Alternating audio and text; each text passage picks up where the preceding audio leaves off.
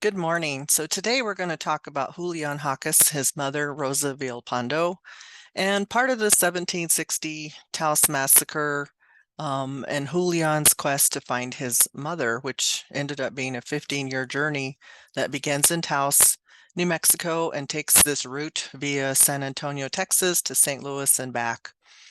And basically, when wayward New Mexicans venture to go find his mom. So let's just get started. Let's see here. So these people lived up in the Taos Valley area. This is the picture here of the Taos Mountains. They had an estancia in the valley in northern New Mexico, which is, I think, almost where people mostly say was Ranchos de Taos today. Rosa Villalpando was married to a Juan Jose Jaques sometime before 1759.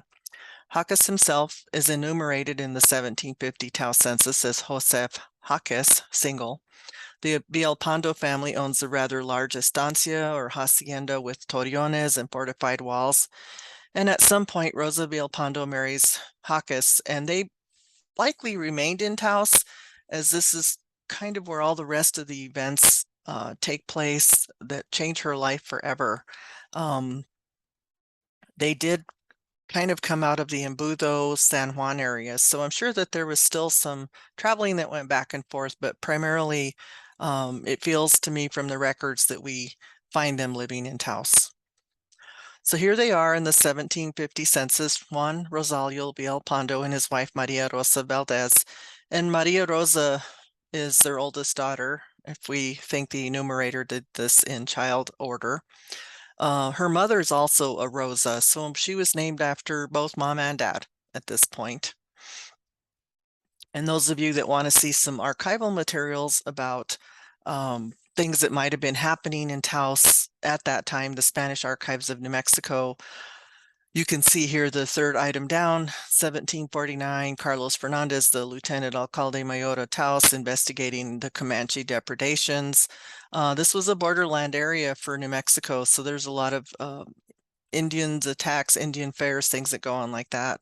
And even down at the bottom, Miguel Enriquez de Cabrera, who was the Alcalde Mayor of Taos and Picaries, there's orders about trading with Apaches, which was somewhat illegal unless you were doing this at a trade fair. So there are materials in the Spanish Archives of New Mexico, Series 2, that people could kind of get a better feel for some of the stuff that might have been happening up in the Taos area.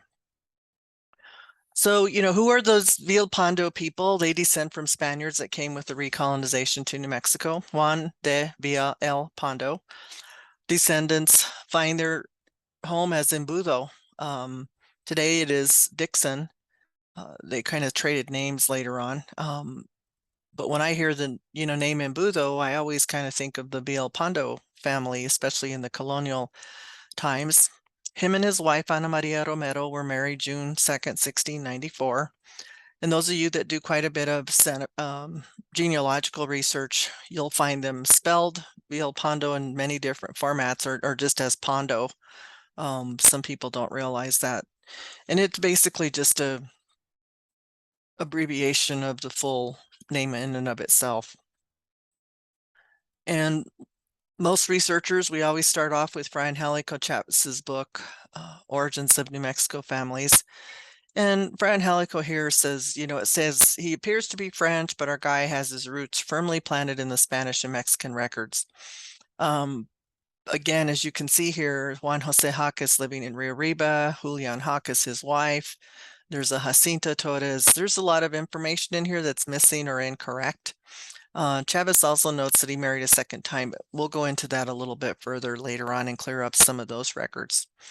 Again, Juan Jose Jaques is living in Rio Arriba in 1754, but must move, up into the Taos Valley area when he married Rosa Villalpando, or maybe they all moved up there together about the same time. I just don't really know at this point and haven't quite figured out because the Taos sacramental records are not the best for that time period.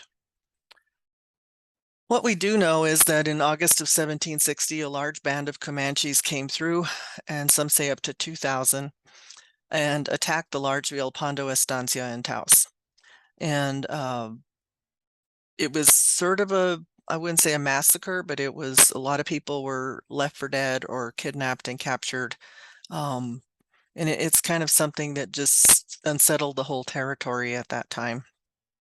So what we can garner from the research is that most of the men were killed and left for dead.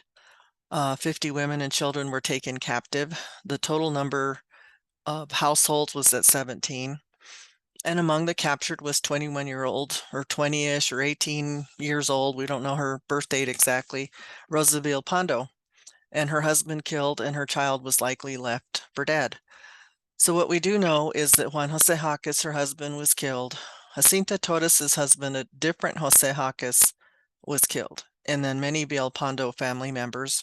There were some Torreses that were killed in this adventure here, this massacre, and some Martin Serrano families, because they were all intermingled, intermarried.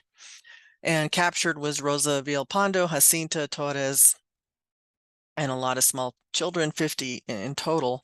There are some records that say that some of those captured were brought back to New Mexico, but I've never seen a list, or if there was one provided, it's been lost to history. So who is Rosa? Again, likely her captivity was cruel and did not, bode too well for her. It was unpleasant. She grew up with servants in a large home, had many of the necessities that a well-off to-do young woman would have had. Her dowry might have included land where her and her Jaques husband lived. We don't know for sure, but we know that they were living in Taos. By 1767, 7 years later, we know that she was traded to the Pawnee and had a child likely from either a Comanche or a Pawnee man. The son was named Antoine Javier. Along comes a French trader and co-founder of St. Louis, Jean Salé, who was visiting the Pawnee and at some point cohabitated with Rosa. In turn, they had a son named Lambert. By 1770, they were married, and she was living in St. Louis, and she became Marie Rose Salé. Again, her life takes a twist. By 1792, her husband Salé had returned to France, and he never comes back to St. Louis. But the marriage they had bore 4 more children, and they were prominent in the family, and they stayed in that area. This is a picture when you come up the horseshoe from Taos, going up into Taos from Dixon area. When you crest that, you kind of see the whole Taos Valley. This is the Rio Grande, where the Rio Grande flows through, and then the Taos Mountains, you can see that. So it's a lovely sight. It's, famous. Painters paint, photographers take photos. So you're in Taos when you see that. And in that same area, there's a little pullout for not quite a rest stop, but it's a pullout just to take photos and stuff like that. And these are some markers that were put up there by the state of New Mexico and a women's group. Tom Chavez actually worked on this one, I believe, where it depicts Maria Rosa Villalpando's life. And basically at this point, they also talk about the captivity of women and children in Taos County.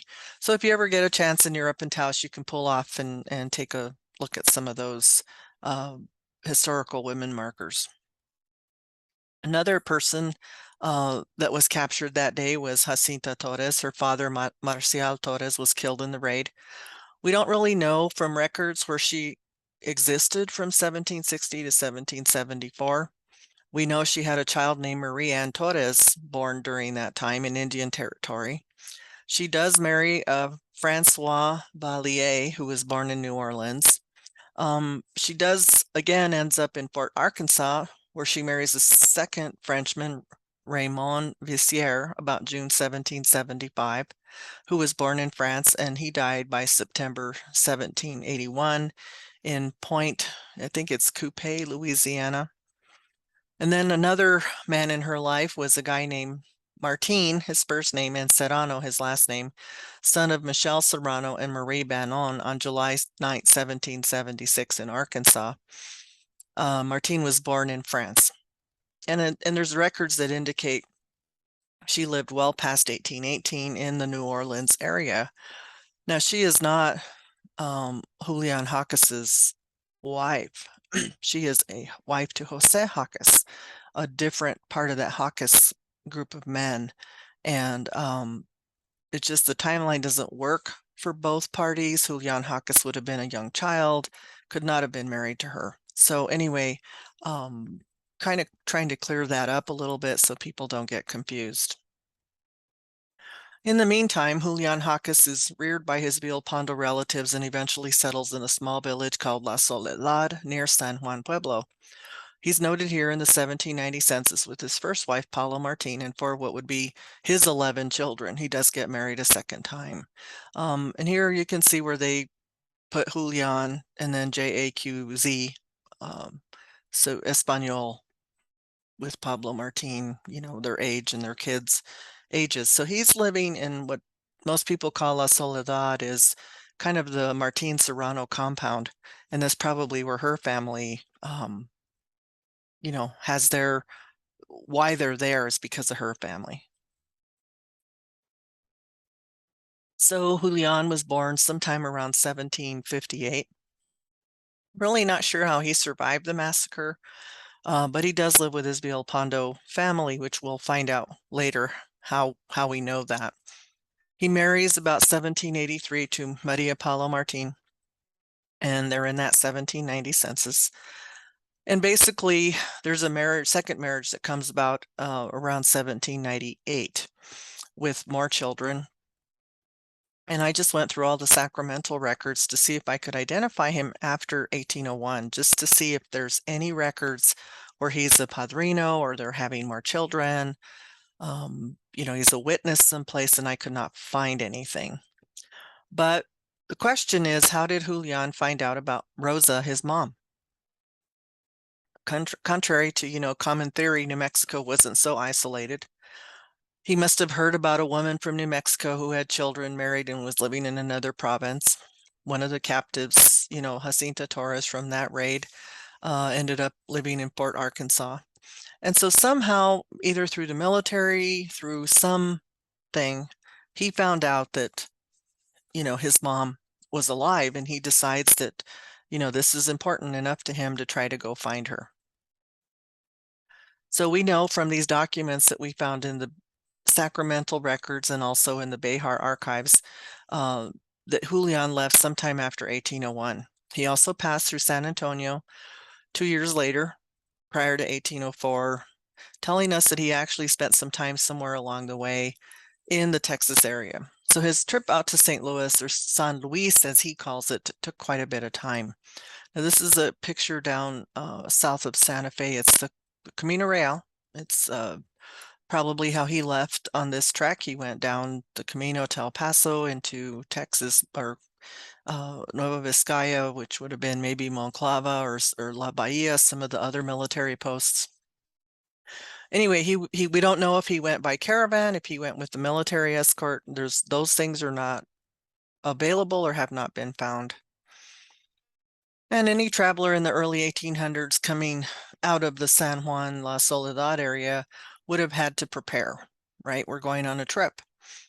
I'm going to assume that Julian had never traveled out of New Mexico anytime during his life until now.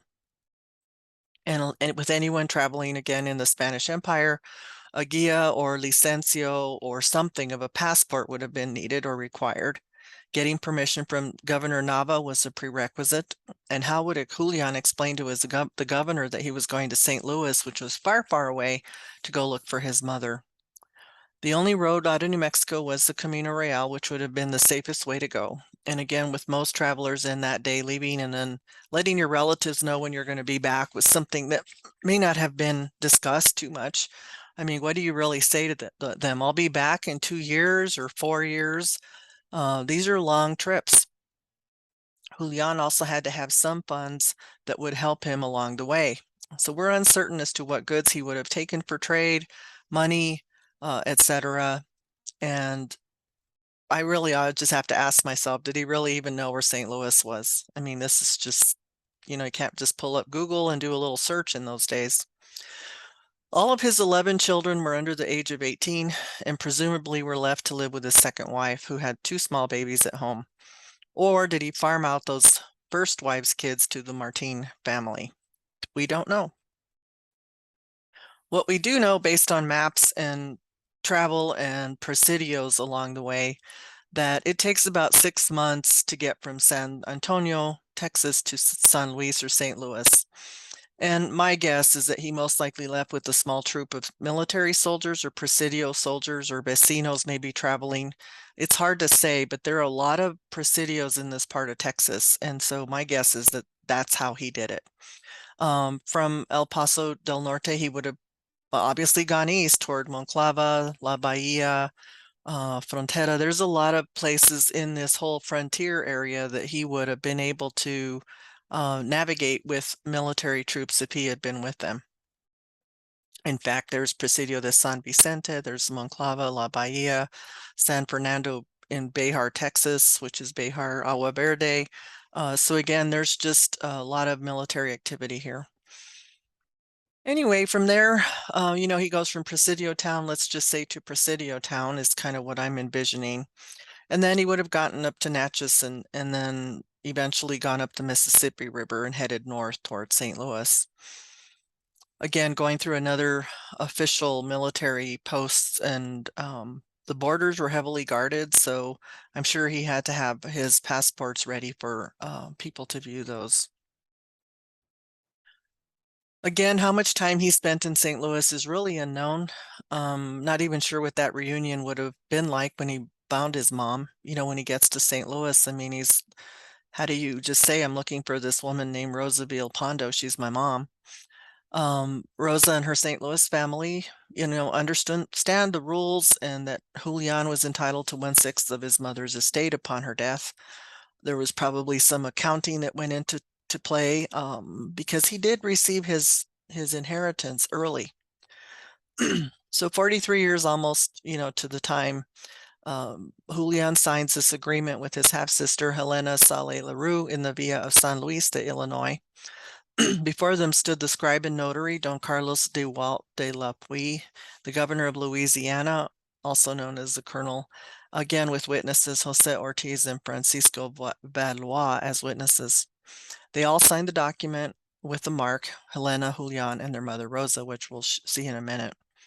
But he basically receives $200 in hard currency from his mom as his inheritance.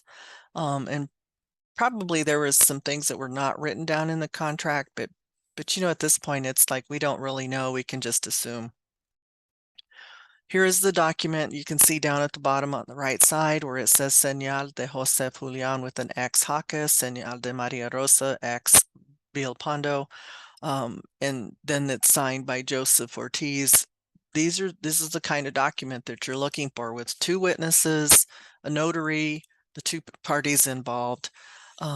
Again, Jose Julian Jaques is a native of New Mexico, and he declares and confesses that he has made his trip from New Mexico to this Villa of San Luis to see his dear mother, Maria Rosa de Villalpando, wife of Juan Saleh, alias La Joye, who she recognizes as her son and one of her heirs upon her death, and that the referenced Jaques, finding himself eager to return to his home and help his family, has contracted with his sister Elena Saleh and with the consent of his mother of what he knows. And so they sign this document. He gets this 200 pesos and he basically leaves. So there's, again, I'm not sure how many months he spent there, if it was short-lived, if he stayed there but not with them. I mean, I just really don't know, and I don't know that anyone will ever really know. But by March 1804, he is stopped by Ugarte, who's a military commander in San Antonio area. He goes to Nacogdoches, and Ugarte was the commander beginning there in 1803, and he was able to detain, check, or watch the flow of any people coming in and out of the Texas area. So this is a manifest that was included in the documents from the Bejar archives that was signed by Governor, and it's inclusive of a bunch of women's items: clothing, dress patterns, bolts of calico, blouses, sheets, linen, shawls, in addition to 6 weapons for his use, 3 pairs of pants, and 6 shirts for his uncle Francisco Villalpando, who raised him. So in this document, we find out now that he was raised by those Villalpando people. All these items were noted as being sent to his family by his mother. The interesting part of the document is that the governor describes Julian's appearance as very dirty. It is also noted in the document that he passed this way 2 years ago. So in 1802, he was headed to St. Louis, and then in 1804, he's coming back. And he has a passport from the governor of New Mexico. So here's a little letter from his second wife, Maria Francisca Rafaela Pacheco, to the commanding general, dated 1809. Okay, that last one was 1804. He's on his way to San Antonio. This is 1809. She tells us in this document that 4 men who had been at San Antonio de Bejar had ran into her husband about 4 years ago, so 1805. And during this time, she didn't know what had happened to him, dead along the trail most likely. And I'm almost positive she wanted to know if he was dead so she could get married again. She signs the document as a poor, saddened, disconsolate poor woman with 2 daughters from this matrimony who are becoming young ladies. The document makes me wonder about the other 9 children from his first marriage and where did he leave them? Because she's very specific about saying just those 2 daughters that they had. And they weren't married very long before he took off. So, the 2 kids are the 2 kids. So again, we have to just ask ourselves, what made him change his mind, Julian, to stay in the Bejar area or San Antonio area? Was it the weather? Was it the people? Just a wanderer? He was seeking adventure. We don't really know. He doesn't tell us. But San Antonio would have been a hub with more activity than what he was used to. The best comparisons might be to Santa Fe, where, there might have been a small presidio town ruled by the governor with adobe homes and acequias and planting fields near the river. So it might have looked a lot like Santa Fe. It could be that after, being in St. Louis, the lure of travelers like Daniel Boone, there was medical care at a hospital at the Alamo, or he just didn't want to go back. Unfortunately, Spanish law would catch up with him. Pike noted that in San Antonio, in those early days also, that there was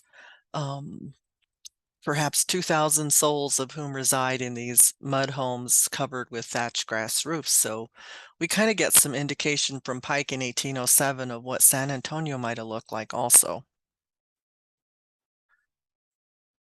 And here we go. We have a little inquiry that's sent out from the governor about stopping off of Julian Jaques, who is married in New Mexico with Francisca Rafaela Pacheco and who is obliged to reunite with his wife, that he had disappeared and now is found, which has created some problems.